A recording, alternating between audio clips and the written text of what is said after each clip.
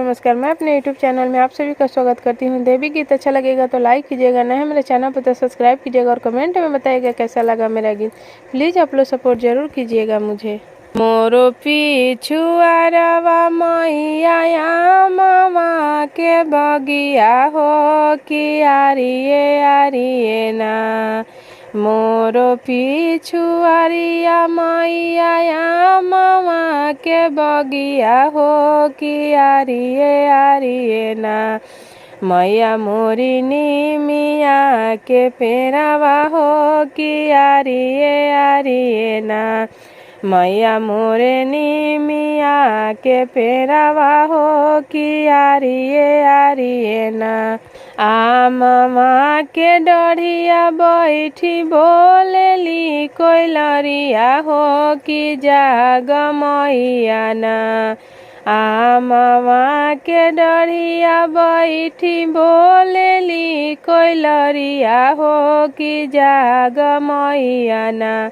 भैले भोर भिनु सरवा हो कि जाग मैया ना।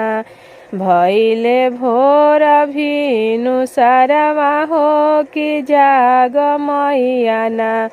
कोयल रे के बोलिया सुनी जगली भवानी हो गगरिये लिहलीना।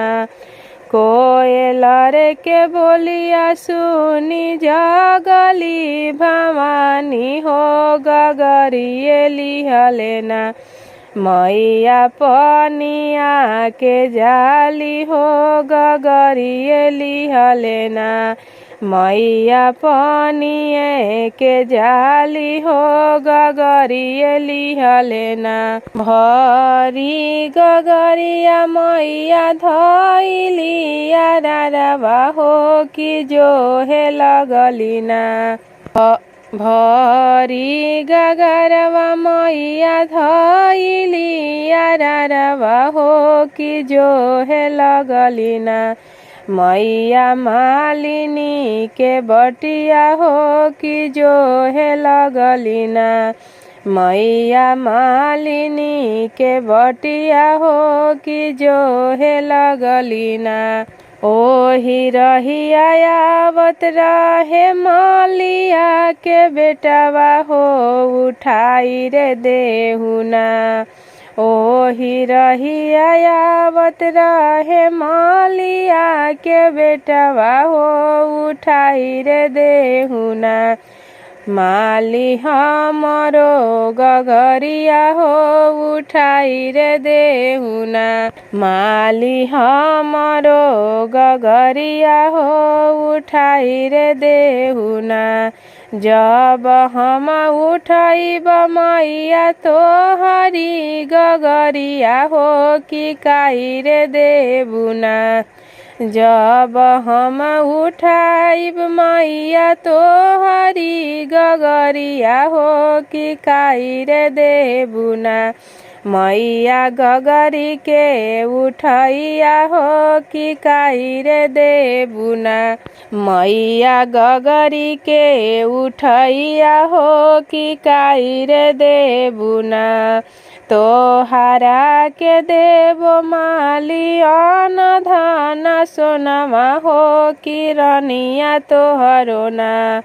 तोहरा के देबो माली धन दौलतिया हो कि रनिया तोहरो ना। रखबो कोखिया के जुरावा हो कि रनिया तोहरो ना। रखबो कोखिया के जुरावा हो कि रनिया तोहरो ना। रखबो मांगी के सिंदूरवा अमर रनिया तोहरो ना।